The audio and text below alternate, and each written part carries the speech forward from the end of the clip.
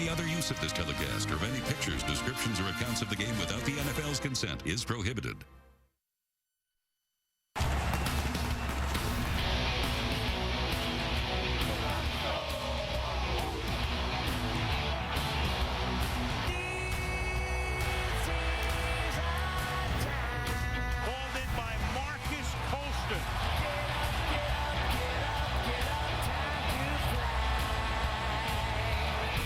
Everything that could go wrong has gone wrong for the Colts. Has time and throws, and that's caught by Sproles for a touchdown. Brees has thrown 3 touchdown passes.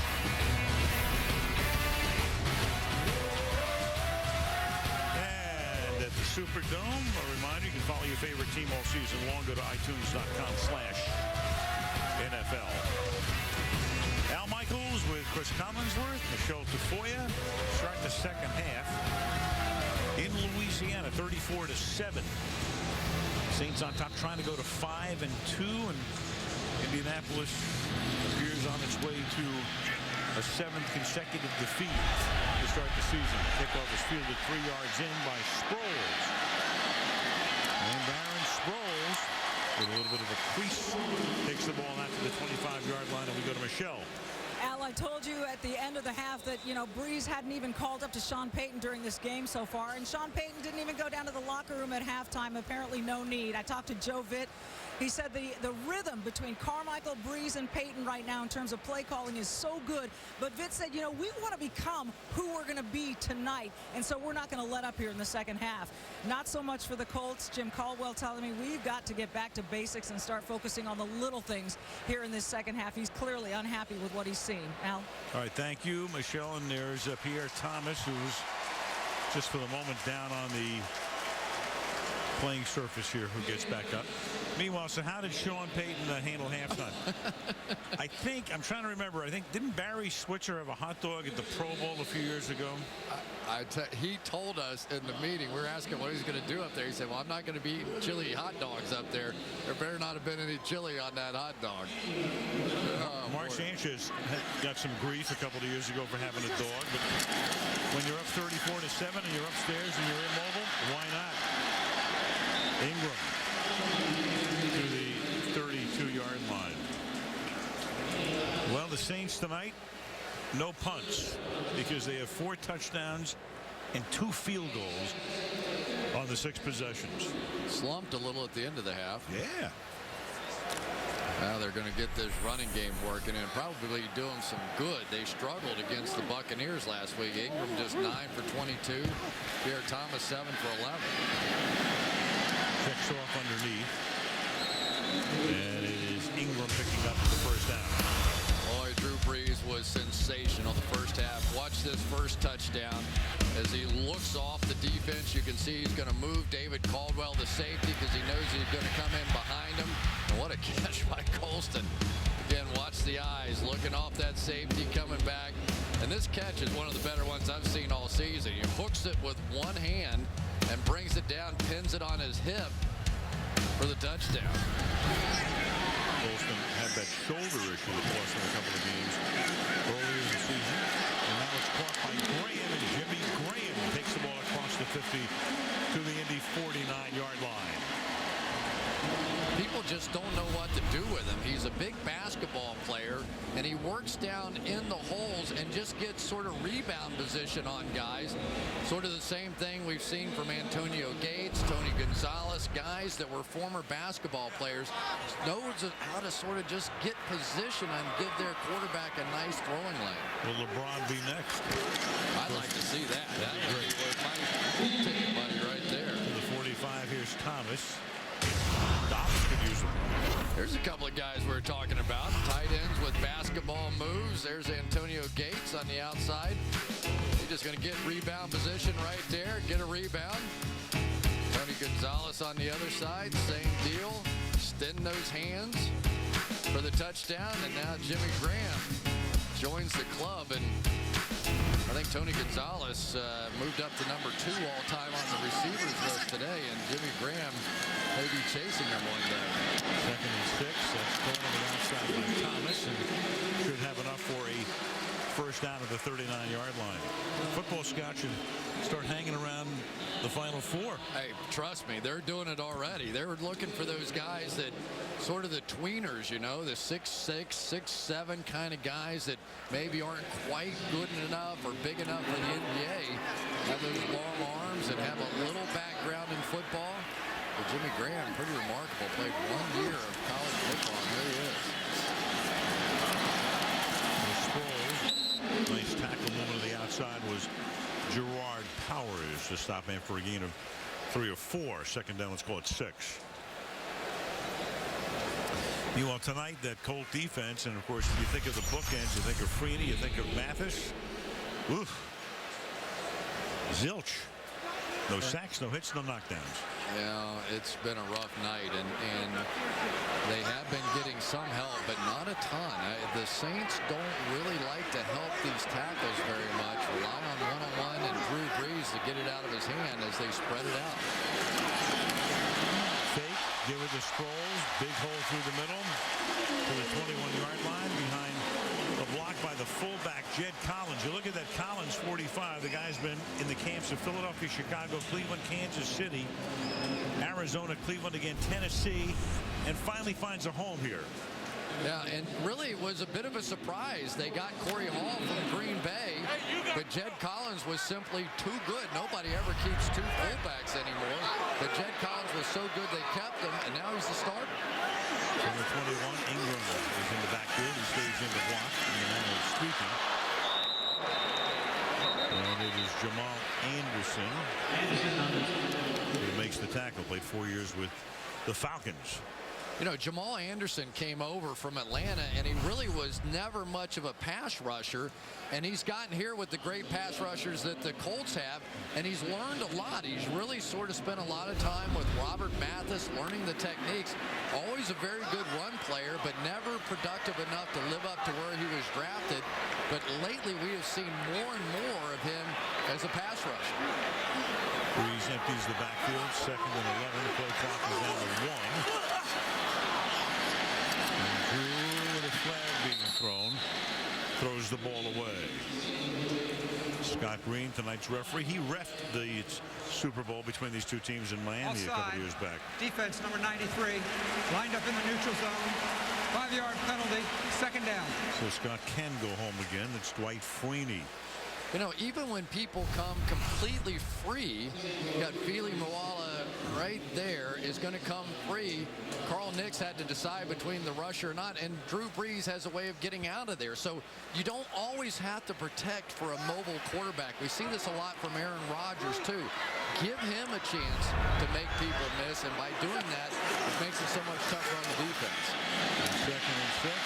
Colson, big night for number 12 to the 4-yard line. He goes. It'll be 1st and goal, and Drew Brees has now completed 25 out of 29 for 298 yards. And this is without their head coach and play caller and play designer doing the work this week. I mean, this is a pretty remarkable show. These guys have great pride, and really, you could probably just turn it over to Drew Brees, don't you think, and let him call the game out there. He does it a lot in that spread offense anyway. Ready, what's up? 1st and goal.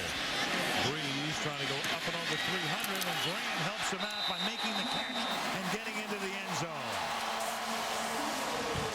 Jimmy Graham picks up the low throw, and why not? Slam dunk. Well, first of all, he made sure his quarterback didn't get hit. He's going to come down and push Mathis down and then come out late. Really not a very good throw this time by Brees. Almost threw it in the dirt. Jimmy Graham stuck it in there for another touchdown. For Drew Brees this year, I mean, it is entirely possible he could break Dan Marino's record and not be the MVP of the league. I mean, as of right now, you'd have to say Aaron Rodgers. Right. Casey for the extra point. It's so funny with Brees, he always was in the shadow of Tom Brady and Peyton Manning. And now Peyton's not playing. Brady, of course, is having a good year, but now you got Aaron Rodgers on the other side as well. 300-yard night and a big lead for New Orleans. Sunday Night Football brought to you by Wendy's New Dave's Hot and Juicy Cheese.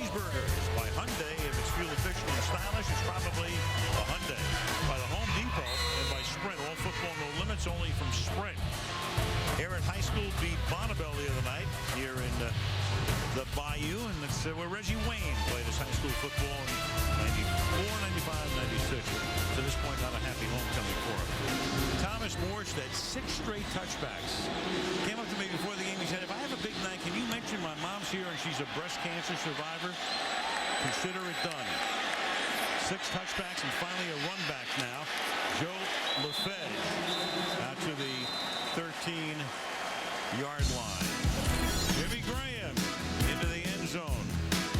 Celebration is on.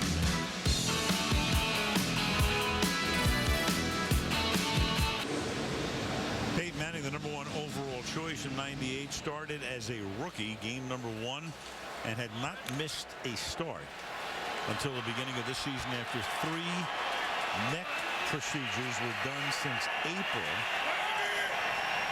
And the question about Peyton, well, there are a lot of questions, I guess, right now, as Carter takes it out to the 20-yard line. I mean, there's a question about his short-term future, though I would suspect at this point, the way the Colts are going, even if he's ready to play before the end of the season, they may just shut him down.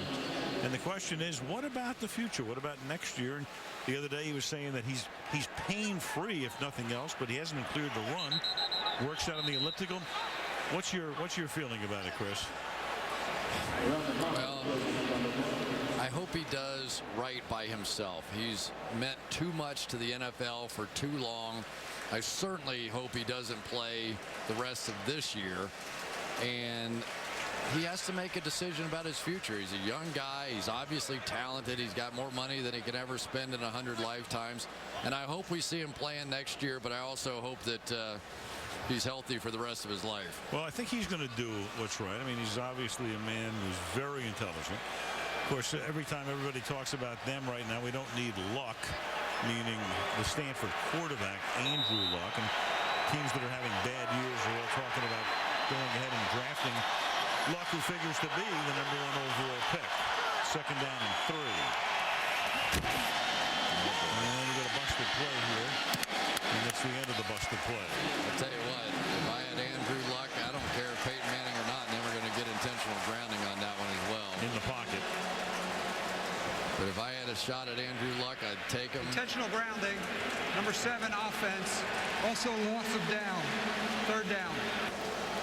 No matter who I had at quarterback. Well, there's a lot of, look, it's not a given that the Colts are going to go 0-16 or that the Colts are going to have the #1 pick. I mean, Miami hasn't won a game. The Rams haven't won a game. The chances are, I mean, if the Rams were to get, let's say, the #1 pick, they have Sam Bradford. They're happy with him. But it doesn't mean you don't trade the #1 pick, which is probably what they would do in that case. But, I mean, let's face it, Peyton Manning's, 35 years old, something like that. And can you imagine having a chance with Andrew Luck to sit behind Peyton for a couple of years, learn the system, and then you probably have the next 15 years set? Well, there's Jim Irsay, whose dad owned the team. The Irsay family has been a part of the operation both in Baltimore and Indianapolis for 40 years, 3rd and 13. And it'll be Jim and it'll be Bill and Chris Polian who'll make all those choices after the season. 3rd and 13. And Painter will take off and slide to a stop at the 21-yard line, but he's short of the 1st down.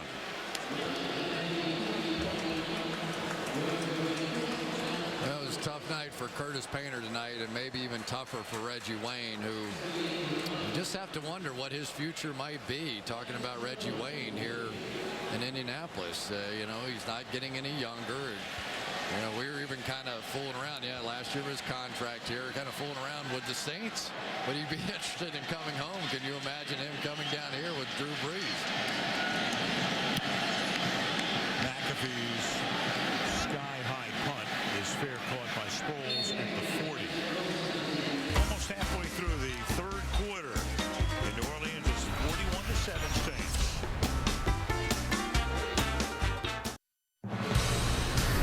On we go to Philadelphia next week. This is going to be a beauty. The Cowboys against the Eagles.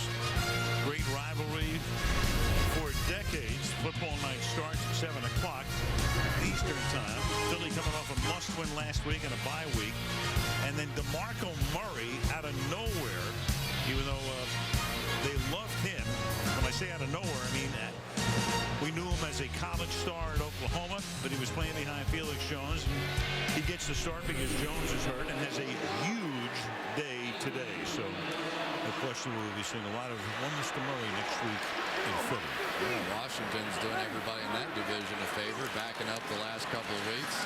That one's going to probably go right down to the wire. Here's Ingram, who gets stood up after picking up the first down. So the only question with Brees tonight is, does he have another 350-yard passing night? He could do that in a heartbeat if he just slings the ball, but the question is, does he shut it down? Well, he's 49 yards away from the end zone, so one long touchdown pass, and he's got that one settled. But as well as he throws the football short, he is also one of the best deep passers in the league. I'll get to a stat in just a minute about that. And to the right side, we'll add a few more here is Lance Moore. You know, for Drew Brees, he completes over 50% of his passes to receivers 20 or more yards down the field. He did that in 2006. He did that in 2009. How rare is it? No other quarterback has done that in the last 6 seasons. So this is not a dink and dunk kind of offense here. Yes, he may lure you in a bit, but then has the ability to hit you deep as well.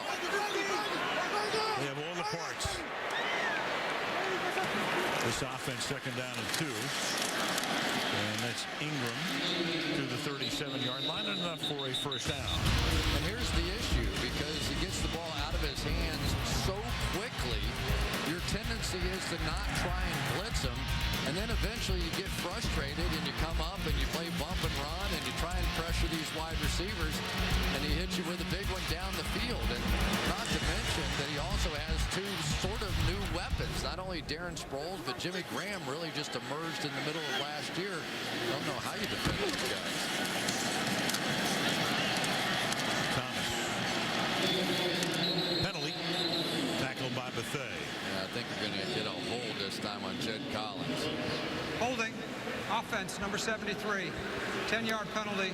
First down. Well, my apologies to Jed, although he held 2. Jari Evans got that one. They just ran out of flags. Well, it's the first penalty of the night against the Saints.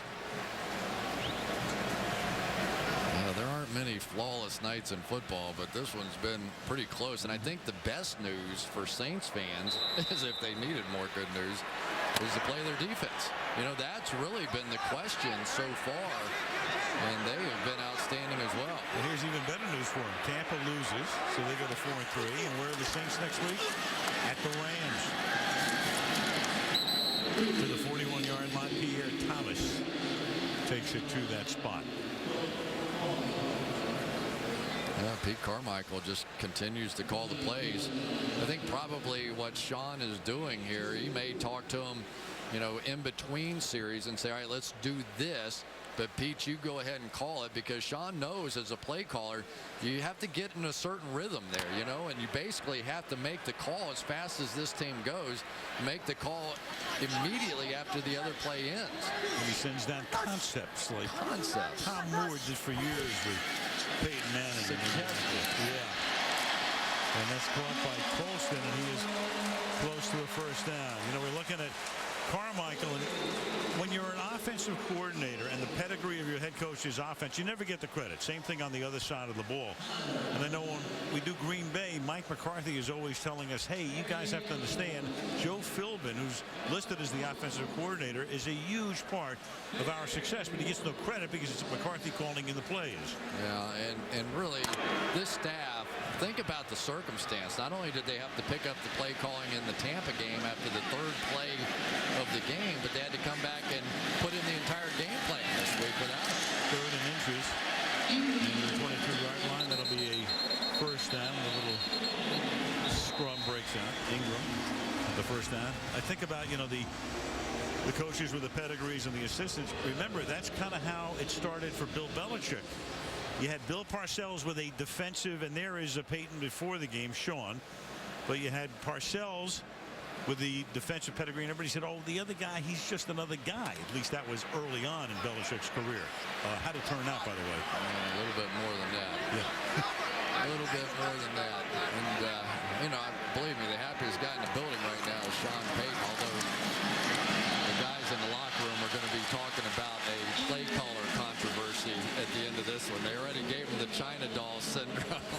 before the game for being the guy that got hurt last week, and now they're going to be talking about a play caller controversy.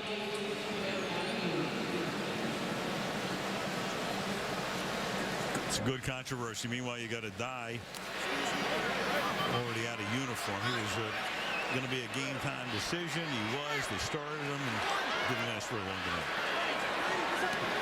2nd and 2.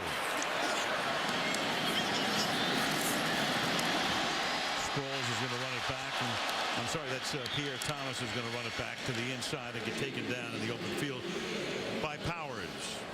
And that'll make it 3rd down and 3 after a loss of 1. Yeah, the Saints were really upset with themselves last week in that ball game, losing against Tampa Bay. They had a chance to put some real distance between them and the rest of this division, blew the opportunity and knew they had to bounce back. But this is a team that, under Drew Brees and Sean Payton, they're pretty unbeatable after a loss.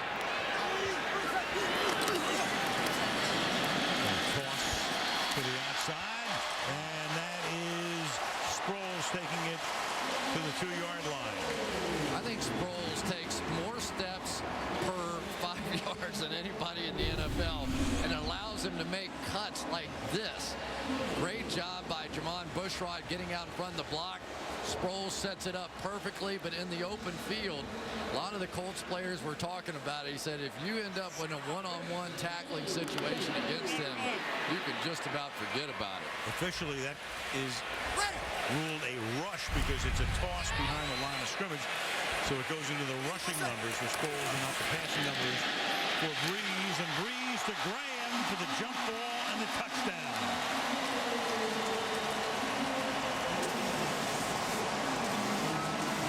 Touchdowns tonight for the tight end Graham, 2 by Colston, 5 by Brees. Here's the problem. You end up with Jimmy Graham flanking out, and then the safety, David Caldwell, has to flank out with him.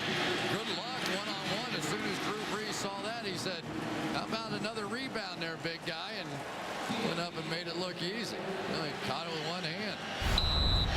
He is a monster. I mean, he is some player. He's playing with a bad ankle tonight, too.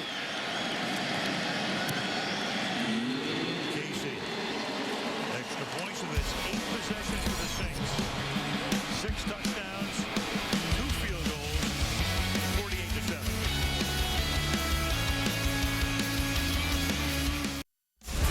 Hockey on Versus Tuesday night. Steven Stamkos and the Tampa Bay Lightning against the Sabres with Ryan Miller, who was the U.S. team goalie in the Olympics, in the nets for Buffalo. That's NHL hockey Tuesday night. Tampa Bay Buffalo on Versus. We saw a little Olympic hockey out there. We saw him play. I taught you the game. You did. I had more fun. I love it. What a blast that was. What an Olympics. 48-7.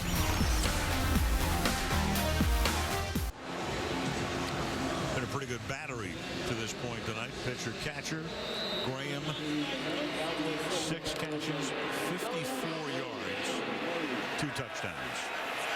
Now the Colts from their own 20-yard line with 1:41 to play in the 3rd.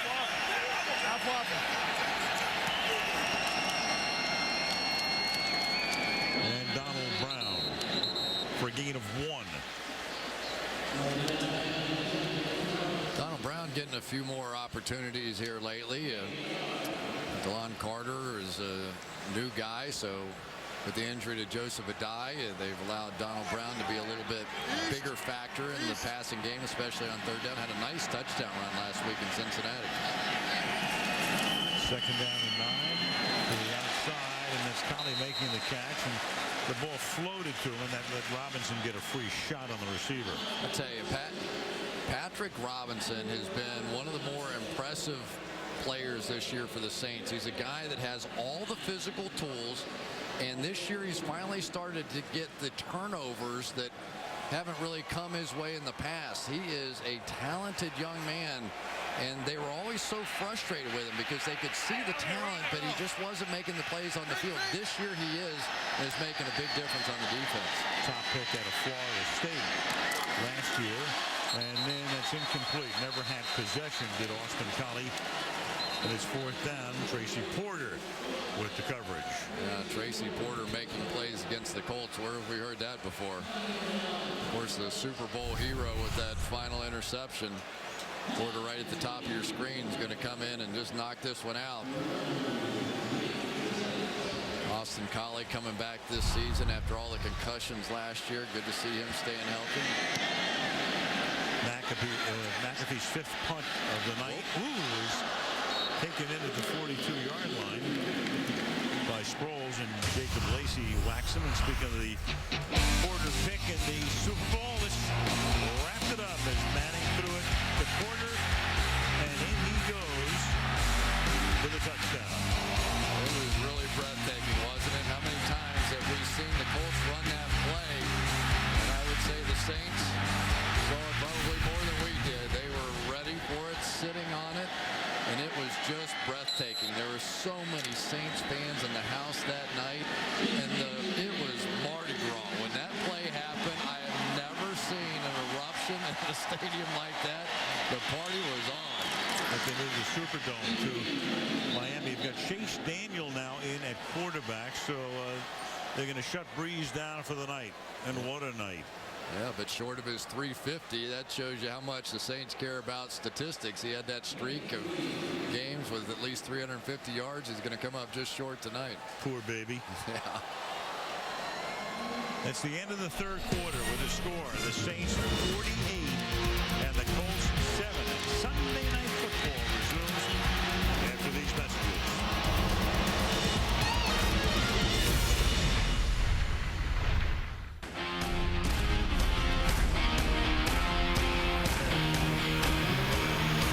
This is Sunday Night. Fourth quarter at the Superdome. Al Michaels, Chris Collinsworth, and Michelle Tafoya.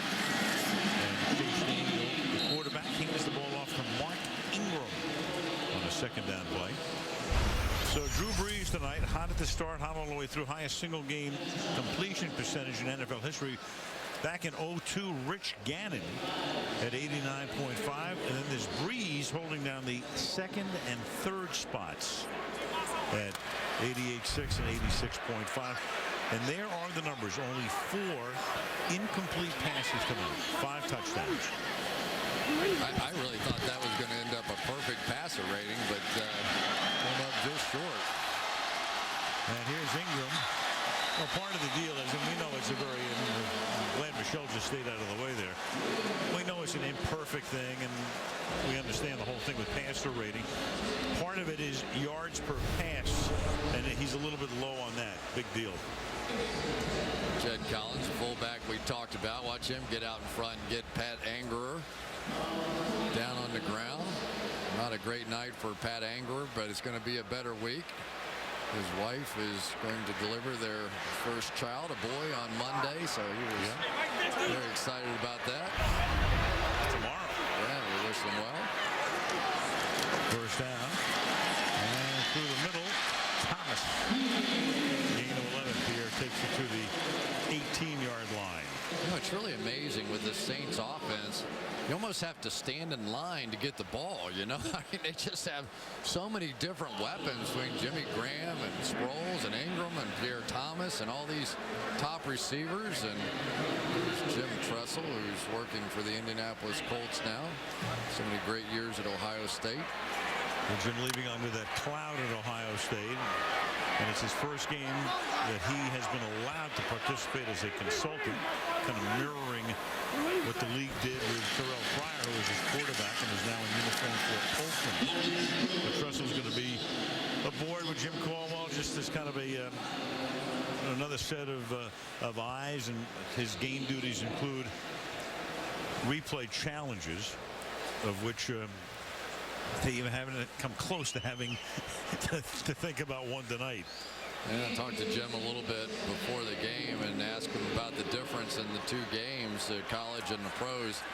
And he said really the biggest thing is just the element of the option not being there. You know, that the offenses look much more similar. And I said, well, how much Carolina tape did you watch? Because Cam Newton is changing that a little bit now too. Sproles stays on his feet. gets to the end zone.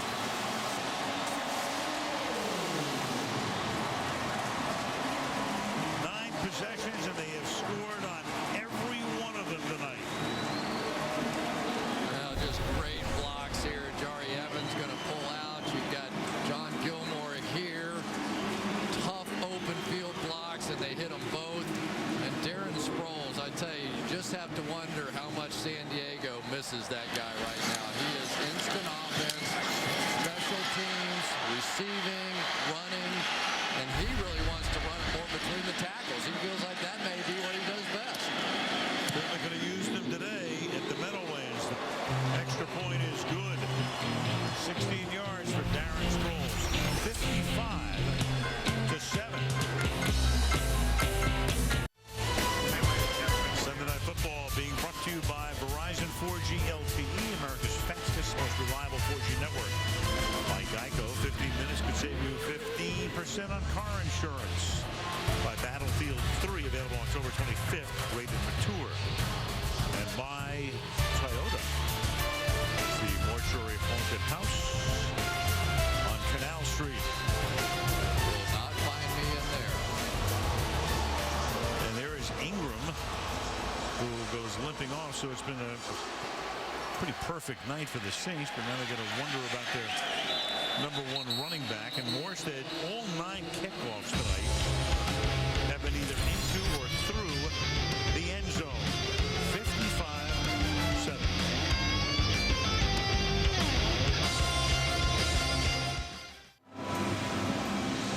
Aerial coverage tonight being brought to you from New Orleans by Geico. Great shot of the Superdome at a lighting ceremony the other night. Put a name on it, the Mercedes-Benz Super Bowl, and this, of course, was the symbol of such misery 6 years ago. And beautiful to see it lighted the way it is, refurbished, and the town sparkling on a Sunday night. Their football team is having a heck of an evening. And it continues as the pass is picked off by Lee Torrance. And Lee Torrance is inside the 10. Touchdown. And they have already set a team record for most points. We're going to tell you that before that even happened and add on a few more.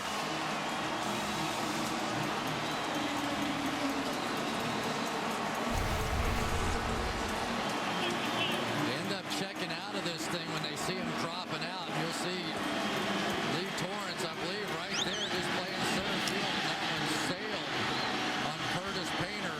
Accuracy issues were a big reason why they felt like they had to make the move to Kerry Collins, and it reared its ugly head there. And it is party time in New Orleans.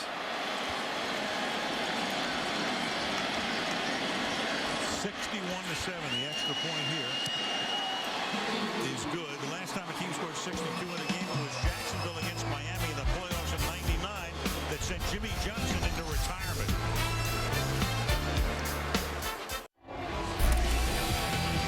Prime Suspect Week on NBC. Maria Bella, Monday, Tuesday, Wednesday, and Thursday. Many cases to be solved on Prime Suspect this week. That's a good show. Watched a little bit of that one the other night.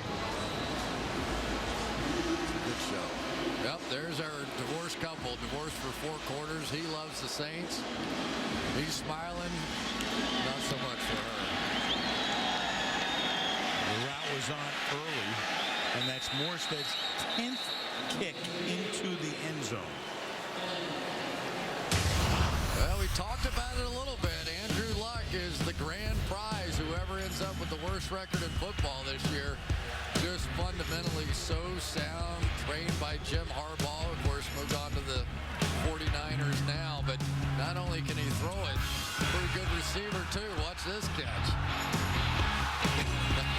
That's remarkable for a quarterback. I don't think even Peyton could do that. Well, he's got the bloodlines, too. Father Oliver played in the NFL. Well, he has really turned around that program at Stanford. They have done some fantastic things the last couple of years. And now Dan Orlovsky comes into the game at quarterback. And it's a gain of 1 for Carter. So Orlovsky out of Connecticut 7th year, been around. Well, it's all come crashing down now for the Indianapolis Colts. They looked like they were starting to fray in some areas, and then the Peyton thing has taken it over the top or into the ground, whichever way you want to describe it. What next? It depends on who you get. I mean, if you get a shot at Andrew Luck, I'm taking him. I don't, you know, you make the argument, you trade him, improve the team, take advantage of the fact that Peyton Manning is going to be here hopefully for another 4 or 5 years and build it up. But I don't know how you pass. Well, I'm not just talking about that. I'm talking about they've got a lot of issues. They got a lot of guys that they're going to have to sign. They got a lot of guys getting a little bit older. There's a whole bunch of stuff going on here right now. And to supplement that thought, last year of the contract, some big guys right there. And they got to make some decisions. Now, to me, these are the two guys you have to have for sure. And Jeff Saturday, I think, has played his way into another deal. Reggie Wayne, always a tough decision on a receiver. As he gets up there, my guess is Peyton will have veto power over that because of all the amazing plays that Reggie Wayne has made for him over the years. Offense, number 72. 5-yard penalty, 3rd down. Lincoln Bach. Let's check in with Michelle. Well, I talked to Bill Polian about all those guys before the game, and he said that Reggie Wayne and Robert Mathis were the two most important contracts he had to look at. But he also said that the Peyton issue, the Peyton Manning issue, is a totally separate issue. I'll get back to in a second now. All right, Michelle, a lot of things to think about, to mull over, as the Colts will end their streak this year of consecutive seasons in double digits and going to the playoffs. Reggie Wayne makes the catch. Back to you, Michelle. Yeah, he said that Peyton Manning, no matter what happens, whether he's able to play next season or not, that's going to be its own separate deal, and so that won't impact how they approach these other contracts. But he also said we have always been a team that waits until the season is over to make these decisions. We don't want the distractions during the season. We don't want to make emotional decisions, so we will wait till we're done playing this season out. It's going to be, well, it's going to be it's already a long season, Michelle, and it's going to continue, and who knows when that first elusive victory will come. They go to Tennessee next week. They're still on the road, and then at least they get home. They get home for 3 straight games against Atlanta, Jacksonville, and Carolina. And you know what, Chris? You know what I'm thinking about? Be careful what you wish for. Indianapolis will host the Super Bowl this year. We'll be there. When you look at the cities that have hosted the Super Bowls over the past decade, well, it's put the kibosh on you as a team.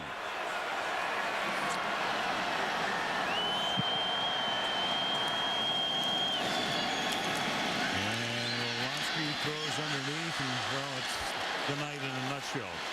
Eldridge. Take a look at this. You have to go all the way back to 2000. Those are the teams that have hosted the Super Bowls going back to all the way to 2000. The only team on that chart that even got to the playoffs were the Buccaneers in 2000. They got to the first round, and they hosted the game at Raymond James Stadium in Tampa between, at that point, it was the Ravens going against the Giants. And every other city that's hosted the Super Bowl since then, the team has not even gotten to postseason play. Blocked by Collins. So Indianapolis this year hosted. You know where the game is next year? I hope not Cincinnati. No, for sure not. Right here. Look out, Saints. I don't know if they can slow down this juggernaut or not. I love the lighting around the stadium. Isn't that great? Yeah, it's terrific. So many big events here. Final Fours, of course, the Sugar Bowl and Super Bowls. I tell you, that ought to make this city proud the way that thing looks. And at the building right next door, the arena, Tom Benson and his wife Gail, home of the Hornets next door, but who knows when they'll be in action. From the 48-yard line on first down, Carter for a gain of 2. Yeah, DeLon Carter was telling us a pretty interesting story the other day. His mom apparently, is her way of cheering for him, barks like a Rottweiler. And DeLon says, I can recognize her bark from anywhere. They played the Browns, and of course there's a lot of dog pound kind of barking going on when they were playing the Browns. And he said, I can hear my mom no matter where she sits in the stadium and tell it's her. Says it sounds like it's a 250-pound man, just a big, deep, gravelly Rottweiler bark, and that's her way of cheering for him. I've never heard a better description. I mean, you would think your mom would bark like a collie or a cocker spaniel or a poodle, but not like a Rottweiler. No, she's into it, man. She is good. She brings it right up from the diaphragm and fires that thing out there. Unfortunately, she has been muzzled tonight because it hasn't been anything to cheer about. It really hasn't been. You know, it was always such an interesting debate whether or not there's the NFL, whether or not this team would be the same or anywhere close to it without Peyton Manning. But I don't think any of these guys, any of these championship caliber players on this team thought that it would fall apart like this. And here comes the flag in at the end of the play.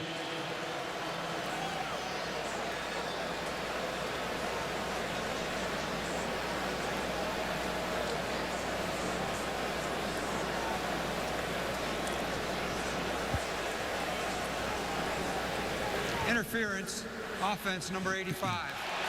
10-yard penalty, 3rd down. Garcon. Well, Patrick Robinson just sort of sat out here, and Garcon came down and ran into him. The defensive player is allowed to hold his position. Garcon was happy about it, but I guess Patrick Robinson took the charge there.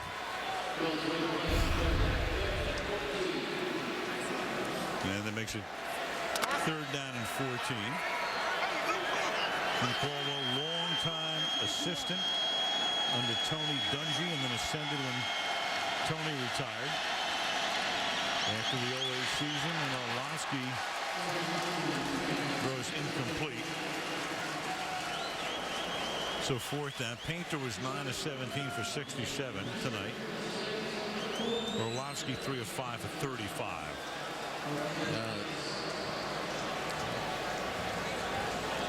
Well, Jim Caldwell, teams have made the playoffs over the entire decade as an NFL coach. 2001 with Tony in Tampa Bay, and then Tony Dungy brought him with him when Tony got the job in Indianapolis beginning in 02.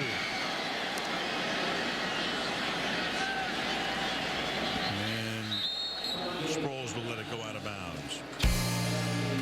6:41 remaining on a huge night for the Saints. There's your Rottweiler. Best analysis about the NFL and its players with Mike Florio at Pro Football Talk at NBCSports.com. Everybody around the league checks in on that site. You got that right. Superdome. All Saints all the time tonight. Thomas, well, talked about Sean Payton and the fact he's going to have to be coaching from upstairs for a while. And I guess at this point, Sean has seen enough. I'm going to guess there's a few people in that category. Most of them in Indianapolis right now. No doubt about that. It was kind of interesting talking to him about his injury, and Sean telling us that, you know, obviously now he's rehabbing with everybody else in the training room, which wasn't such a popular thing with all the players. That it's sort of like having the parents at the dance. He was inside. Right. That's usually the place where the players get away from all the coaches, and there was the head coach going through rehab with them. Used to be the refuge. Here is Pierre Thomas for a first down. Michelle. Well, the report right now, Al, on Mark Ingram is that he has a bruised right heel. You saw him hobble into the locker room with one shoe on. That's because they couldn't get his shoe back on him, and he went in there for x-rays, so this may change. He appeared to be in a good deal of pain, but right now it's a bruised heel. Yeah, that's about the only bad note on this night, and there he was, Michelle, walking back. Again, he had ascended to the #1 spot as a rookie. They still have Pierre Thomas and Sproles, and you knew about the passing attack.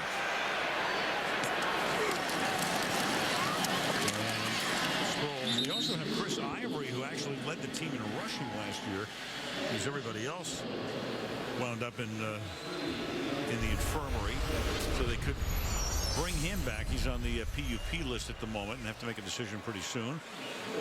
And there are some of the key guys tonight and how they've done. I'll tell you, I would not hand the ball to Darren Sproles one more time tonight. He is a huge part of this offense and what's making him special. And of course, there is the biggest part of it, but I don't know. This one's sort of kind of over here. You think? Yeah. Expert opinion. That is top flight analysis. I have checked my list, brother, and there's no stories left to tell. You're done. Yeah. And that's some list, too. I'm telling you, I got pieces of paper everywhere. Oh, beautiful. Next week, to the banks of the Delaware and Schuylkill, Philadelphia. It's the Cowboys and the Eagles on Sunday night football, with football night getting us started at 7 Eastern time. Giants had an off week. Dallas wins today. Washington loses today. Philly had a bye, so there is the bunched up NFC East. It's kind of interesting. Everybody is talking about Dallas and Philadelphia, and Washington was in first place, and you almost forget about the Giants sitting there in first place. And that's a football team that defensively obviously can play with anybody. We're going to see the Giants in November against the Philadelphia Eagles. So some good NFC East skirmishes coming up on the Sunday night schedule down the line. Well, after 9 possessions resulted in 9 scores, we finally see Morstead, who's had a gigantic night kicking off. Every kick tonight went either into or through the end zone. I think only one was returned, 1 or 2, and this is his first punt.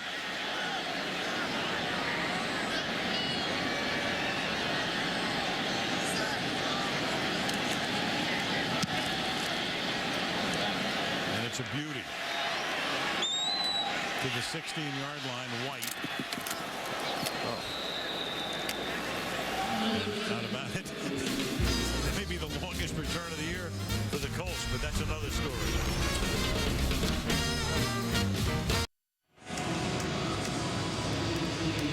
Well, if you need some evidence, Your Honor, 557 yards for Saints tonight. Another figure. New Orleans has 36 first downs. Colts have 9. Whodad is right. Certainly not them Colts. Whodad's going to beat them Saints.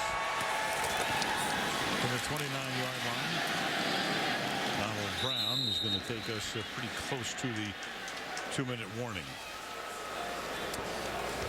Drew Brees, and they will go to St. Louis next week. And they're going to have the lead again after this in their division, despite that loss to Tampa last week. And then they're going to get Tampa coming in here in 2 weeks. So they might be able to put a little distance between themselves if they can win the next 2. And of course, that would include a win over Tampa Bay. But don't forget about Atlanta. All of a sudden, Atlanta is right back in the thick of things after a couple of back-to-back wins, and they're 4-3.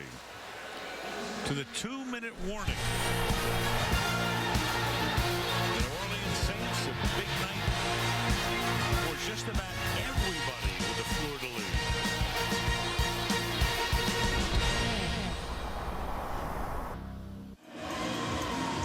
Reminder coming up after the game, the Wendy's post-game report. Michelle from the field, Bob, Tony, and Mike wrapping up the game. And Chris and I will take a preview look at Cowboys and Eagles next week. 2nd and 9 with 2 minutes to go as we get ready to run the clock out. And here's Brown to the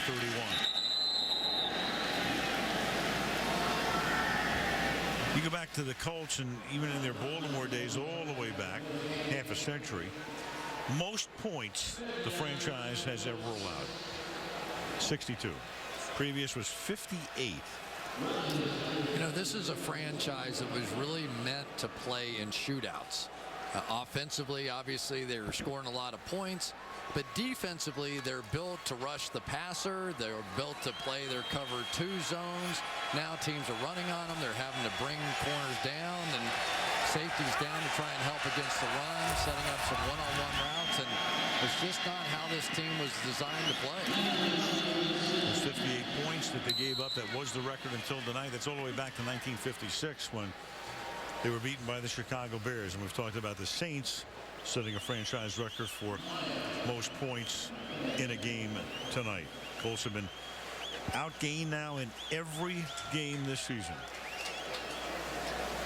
Yeah, hard to point at anything except that guy right there, isn't it? I mean, it's really remarkable to see the difference in this football team without him. Well, I don't know that it answers the question for everybody, but you know, the argument used to be which player in the league is the most important to his team.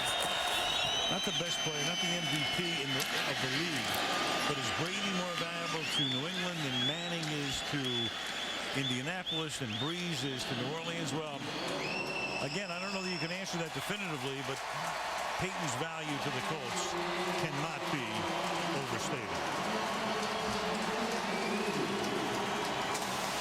And for the Colts, a very forgettable trip to the hometown of Peyton Manning, and Jim Caldwell will take his group back home and then to Tennessee next week with a record of no wins and 7 losses.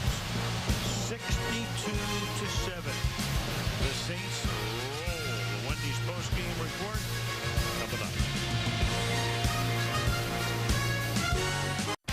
Welcome to the Wendy's postgame report. Here now, Bob Costas. Saints are 5-2 with the 0-6 Rams up next for them. The Colts 0-7. Many of the first 6 defeats were close. This one anything but. Drew Brees 31 of 35, 5 touchdowns against little resistance. And now he's down on the field with Michelle Tafoya. Michelle. All right, Drew. Well, everyone is curious how this thing worked out tonight. When you had Sean Payton upstairs, you had Pete Carmichael down on the field with you, and you had you. How did the play calling break down? Well, it was a crazy week, first of all, to say the least. But, you know, we had a plan all week long as to what was going to happen. Sean would be up in the box. Pete Carmichael down on the field calling the plays. A lot of communication between the two of them, as well as Aaron Cromer, our offensive line coach. And just, listen, we had a great game plan, and we played with a lot of confidence. So Pete did a phenomenal job tonight, as did our entire team. Was there a particular amount of plays that Pete called, or did Sean have a bigger influence? How did that break down? You know, I'm not sure because I got to talk to Sean, but I think Pete did most of it. You didn't talk to Sean at all during the game, did you? No, I didn't talk to Sean at all, but I know a lot of times he's speaking through Pete, you know, and I'm on the sideline and Pete might say, hey, you know, Sean said this or said that. But listen, there's always constant communication going on. It's almost no different than what it normally is, except it wasn't Sean I'm looking at on the sideline, it's Pete Carmichael. You looked at Jimmy Graham a couple more times, 2 more touchdowns for this guy. Why is he developing so quickly? His second year? Because he's got a huge heart, he's got a great work ethic, and he's a guy who just wants to be a great player. And he's a perfect fit for our locker room and obviously what we do offensively, and he's a phenomenal talent, and he's hungry and he wants to continue to get better. He's got a chance to be one of the best. Just got to keep plugging along one game at a time. We try to keep him humble, and he does. He stays humble. You guys scored on 9 consecutive possessions. When was the last time you were on a team that did that? I don't know. It was just our night, you know, one of those games that doesn't come along, you know, too often. But it was a great win, obviously, on Sunday night. We needed a win like this, you know, especially after this past week and everything that we've gone through, some of the adversity we faced. But we got a great football team. We got a long journey ahead of us, but this was a good stepping stone. Congratulations, Drew. Thank you. Bob, it was their night. That's an understatement, Michelle, for sure. Let's swing things over to New York now and Tony Dungy and change the subject, because I would guess you don't want to talk about your old team at this point. Welcome back to the Wendy's post-game report. Here now, Al Michaels. With Chris Collinsworth at NBCSports.com, FootballPros.com. So next week, you know, the NFC East is so great. Just when you think you've got it figured out, you don't have it figured out. It's a scramble again. Eagles needed a win last week, and they got it. They come off a bye. Meanwhile, the Cowboys play nothing but dramatic games, and now all of a sudden you have a new sudden star there. Yeah, you really do. But for Tony Romo, this is kind of the statement game. Don't you think that he had those couple of games in which he threw the late interceptions against the Jets, against the Lions, and now he's going into Philadelphia, probably about as tough a place as there is emotionally, and that crowd amped up like that. This is a big moment for Tony. And that sudden star is DeMarco Murray, who today, in the absence of Felix Jones, ran for over 250 yards. So all of a sudden now they've got a running attack to go with Romo and the rest, and Dez Bryant. And for Philadelphia, I mean, everybody is in a complete state of consternation when they were 1-4. Needed that win. Huge game for them next week, too, obviously. Can you imagine if they had not knocked off the Redskins prior to that bye, what that bye week would have been like? Never know. Might have even been some changes made in Philadelphia. It was a little nutty up there, but they got it back on track, and they have so much talent. Just so much offensive talent. If the defense plays the way they did in that game against Washington, they could really bounce back. Cowboys, Eagles, always fun under any circumstances.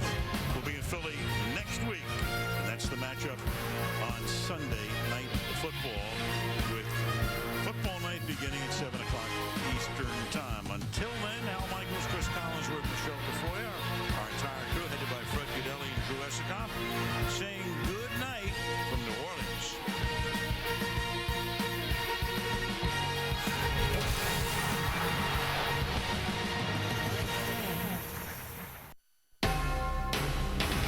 NBC Sports, home of Super Bowl 46, thanks you for watching this presentation of the National Football League.